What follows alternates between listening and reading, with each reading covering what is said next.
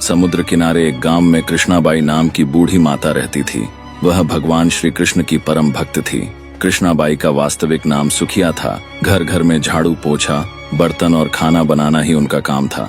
कृष्णाबाई रोज फूलों की माला बनाकर दोनों समय श्री कृष्ण जी को पहनाती थीं और घंटों कान्हा से बातें करती थीं।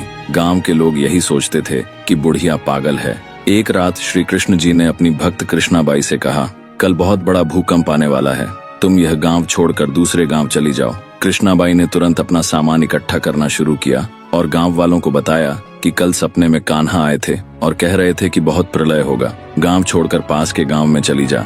अब लोग उस बूढ़ी पागल की बात कहाँ मानने वाले थे। जो सुनता वही जोर जोर से हंसने लगता। कृष्णाबाई ने एक बैलगाड़ी मंगाई, अपने कान्हा की मूर्ति ली, सामान की गठरी बांधी और गाड़ी में बैठ गई। लोग उसकी मूर्खता पर हंसते रहे। बाई जैसे ही गांव की सीमा पार करने वाली थी कि उसे श्री कृष्ण की आवाज सुनाई दी, अरे अपनी झोपड़ी से वह सुई तो ले आओ जिससे तू माला बनाकर मुझे पहनाती है। ये सुनकर बाई बेचैन हो गई। उसने मन में कहा, मुझसे यह भारी भूल कैसे हो गई, अब मैं कान्हा की माला कैसे बनाऊंगी। उसने गाड़ी वाले से गाड़ी रोकने को कहा और अपनी झोपड़ी की ओर भागी। गांव वाले उसके पागलपन को देखते और हंसते रहे। बाई ने झोपड़ी के तिनकों में फंसी वह सुई निकाली और फिर पागलों की तरह दौड़ते हुए गाड़ी के पास आई।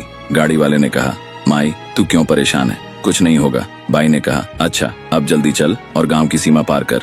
गाड़ी वाले ने वैसा ही किया। अरे ये क्या, जैसे ही सीमा पार हुई पूरा गांव समुद्र में समा गया, सब कुछ जलमग्न हो गया। गाड़ी वाला भी अटूट कृष्ण भक्त था। भगवान ने उसकी भी रक्षा करने में कोई विलंब नहीं किया। जब तक उस भक्त की एक सुई गांव में थी, पूरा गांव बचा था। इसलिए कहा जाता है, भरी बदरिया पाप की, बरसन लगे अंगार, संत न होते जगत में, जल जाता संसार। अर्थात यदि इस दुनिया में संत और अच्छे व्यक्ति न होते तो यह संसार कब का नष्ट हो चुका होता।